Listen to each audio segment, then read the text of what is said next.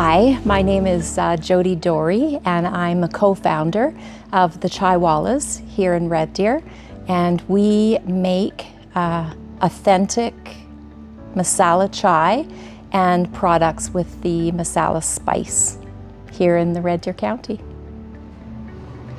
All right, so Tanse Lindsay Nitsigasin. So my name is Lindsay. I am an Indigenous grower here in Red Deer, Alberta. Our company is called I Love Microgreens Urban Farm, and we grow microgreens, and then we take those microgreens and turn them into prepared salads and dressings we're going into. So yeah.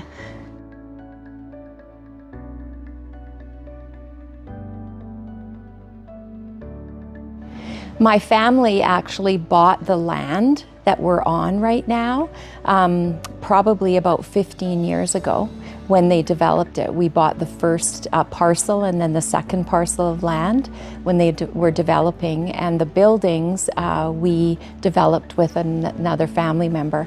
And so I ended up here because we have these great shop spaces called Blue Collar Garage and storage, and invited Lindsay to join me here. So that's why we're here in Red Deer County, and my husband and son have had a great experience working with the Red Deer County and building buildings out here.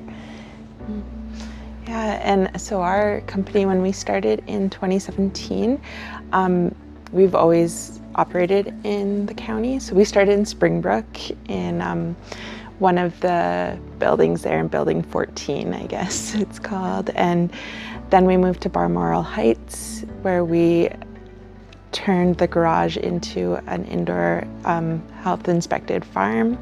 And then when we changed over to living in an RV, Jodi, I was looking for an opportunity, and Jodi came to me, and it worked out perfect for us to come here. Super compatible people. Yeah, it works great. So.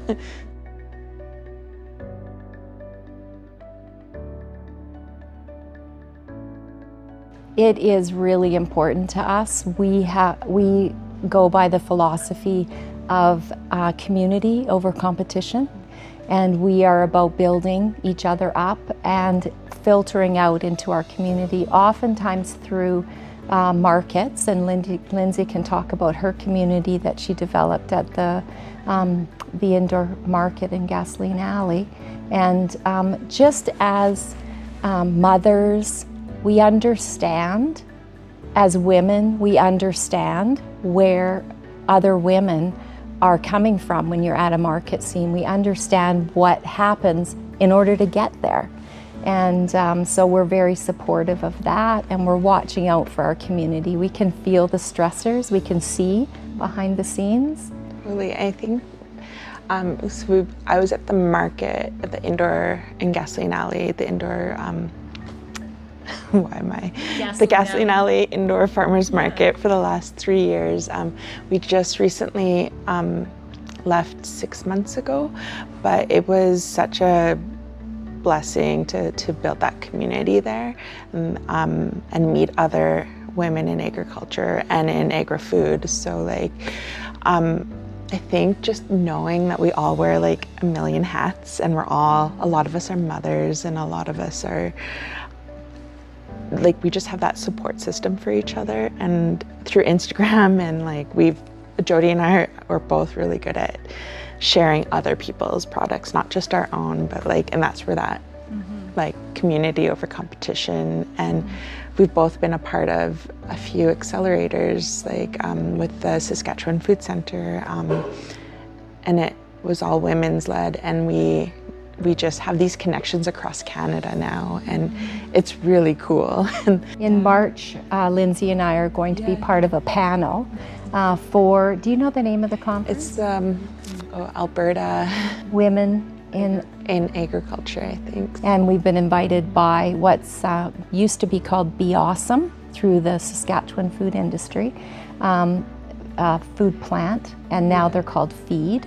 We don't know what. Female entrepreneur in agri-food. There we go. Great. Development, so yeah. So they've invited us to be a part of a panel, and we'll be speaking there the middle of March.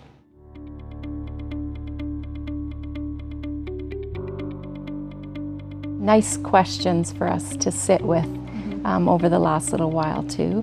My story is a friend and I, Heather, got together through a Canadian Living magazine that was offering a recipe called masala chai. And she showed up at my door with a mortar and pestle and a bag of spice and this magazine. And we always were creative together. And so she had a little giggle behind this. We're gonna make some masala chai.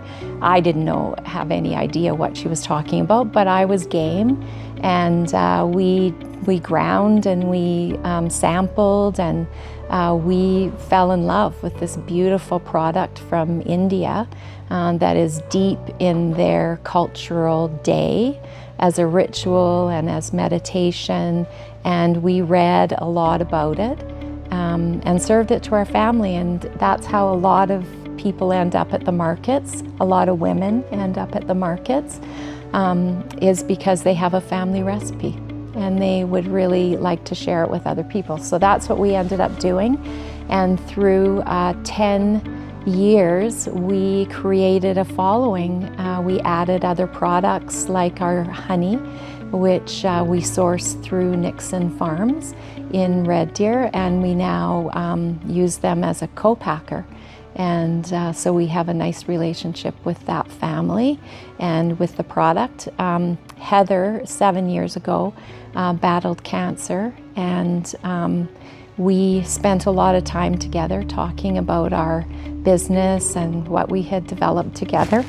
And we just really believed in this product. And I didn't have a connection to the outcome of it as far as the money goes, but I loved the time we spent together at the markets, the community that we developed, and just those connections that you make with people one-on-one. You can sell your product in a store, but it's not the same when you're standing across and somebody's telling you their experience that they had on the train with the Chai Wallahs in India, and their faces lighting up, and you get to share that little experience with them.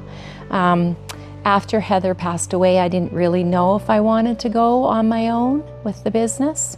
And through some soul searching and realizing really what Heather taught me and what her legacy was, that sat in our hearts, really. That she taught us connection was important, and community was important, and kindness above all was so important.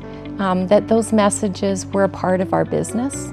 And we wanted, my family and I talked about it, her daughters and I talked about it, and decided that it was something that we wanted to continue. And we got an Alberta Ag grant while Heather was still alive, and that was to develop the honey.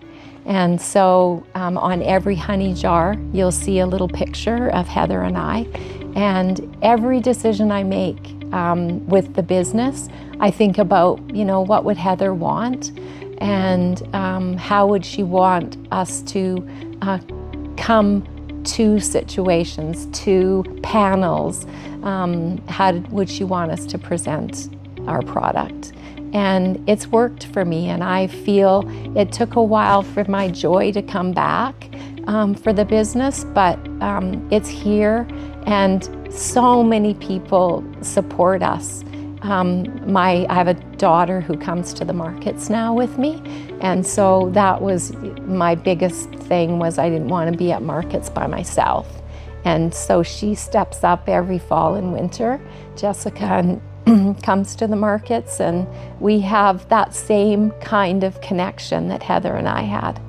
So it's a lovely product, and the culture and the ritual of the Indian, Pakistani community that supports me as well comes to the forefront, and it's a beautiful product. Yeah, proud of it.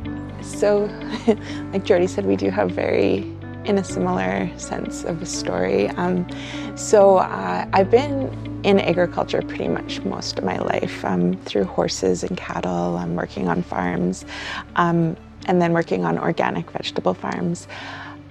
So I lost my father. It's going to be 10 years this September, and it was so it was very traumatic. So he was diagnosed with bipolar when I was 17, and so he did take his life on September 5th, 2014. So it was but like the most crazy part, because my husband and I, we lost his mom on the same day. So we had so much loss in one day that was incredible. And she passed away from an aneurysm, so it was quite quick and we had no idea. But I think if you meet my husband, he's the co-owner as well. He's a co-founder. He is kind, and he is, I don't think we could have gone through this the same way. So I was on a journey to figure out how to live again, I guess, in a way. I had my children, and my children kept that joyfulness, but I was just putting on this face to face each day, and then farming and growing food and working at Eagle Creek. It was something that brought joy back again to me. So then I was like, okay, Lindsay, you don't have any land here, but you can do this. So we started researching how to grow indoors. And so, and we wanted to do it right from the beginning. And Rebecca from Pure Earth and we had spoken about how we needed to be health inspected. And so we went out, and I remember putting out a Facebook post being like, does anybody know where we could grow microgreens in Springbrook? And then Harvard Society, I can't remember the name of their rental company, but they operate all the old military buildings, and they're like, yeah, you can come here, reduced rent, and start out, and we just really want somebody to be checking in on the basement and stuff. So we started there, and I could see the spark come back into me. And then it wasn't until about a few years ago that I really realized that we were doing something a little different, because I was bringing in my culture, and I was smudging, I was speaking intention into all the food that we, when we start seeding, I always try to approach it with, even if I feel anxious, I'll try to calm myself down and just be like, you're growing food for people. You're putting that intention into that. So it comes through to the other side, and I think people taste that, and they always say, oh, your microgreens taste different. I was like, I don't know, I just sprinkle love in there. And I think that's it's interesting. And I think being through that whole growing process, when you put that intention into everything you do, and Jodi does that as well, is we want to give the best product out to our people, to everyone. And food is so healing. And so this journey, even 3 years ago, I'd probably be in tears right now, but I've become so strong.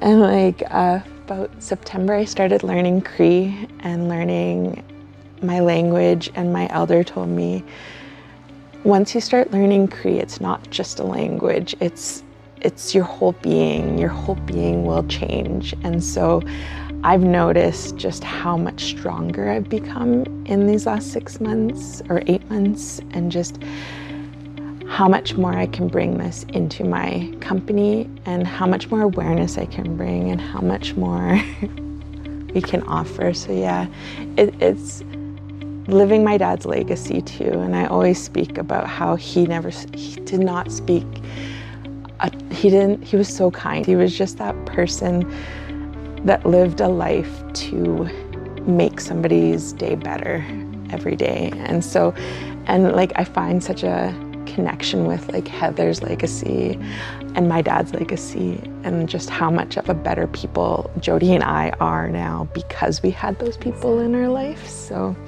yeah, it's pretty cool just how this connection is so strong in a way. So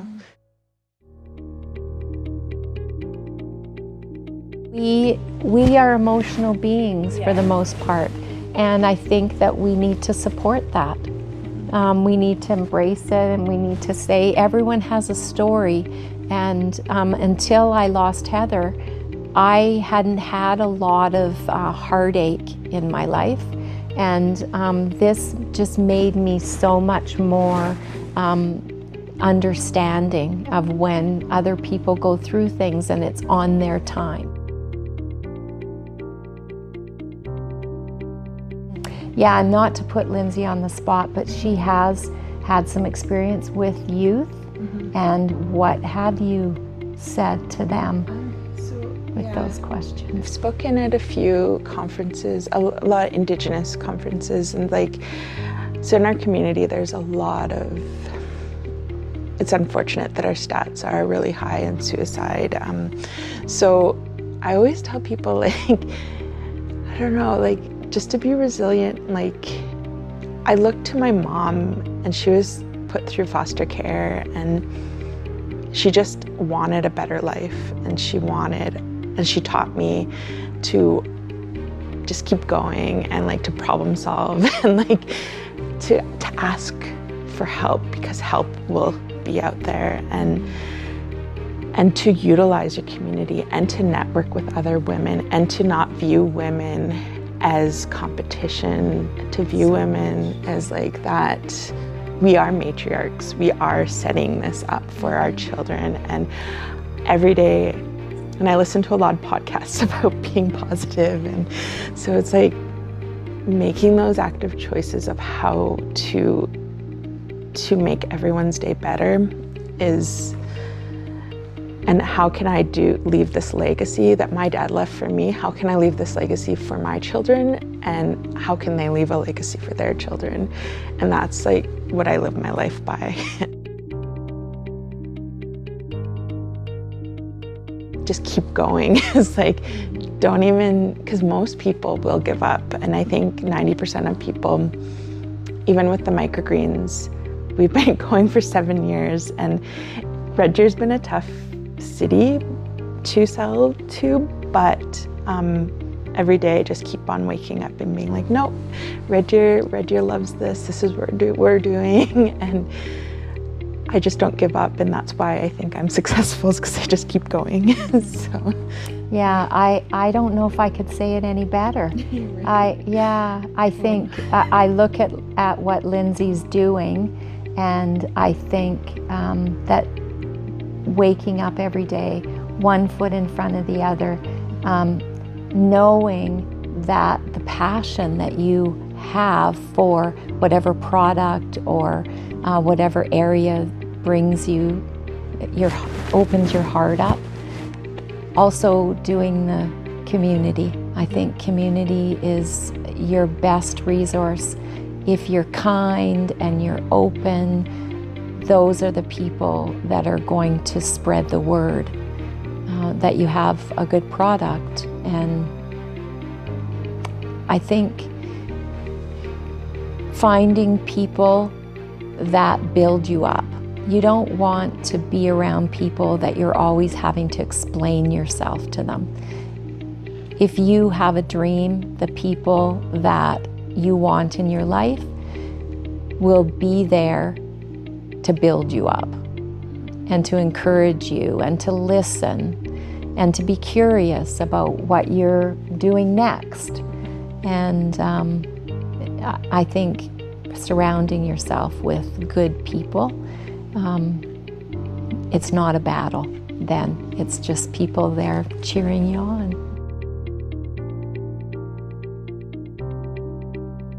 Actually, so I've kind of changing my business a little bit, where I'm really passionate about food security, and I'm really passionate about Indigenous. So I grew up in northern Alberta where food security has always been an issue, whereas I think we just started seeing that down here during COVID, but up there is normal when you'd go to the grocery store and there's no milk on the shelf and you're just like, oh, I must have to wait a week or something. But what I want to do is develop this program to build kitchens on reserves, because most reserves don't have a community not just AHS, but health inspected kitchens. So it's one thing to help teach them how to grow food, but I think your food waste really comes in that where we have grown all this food, but how do we prepare it into something? So I want to take my chef hat and teach that to these communities. And I left to work with a company called Green Igloo, and we built a greenhouse at the food bank last summer.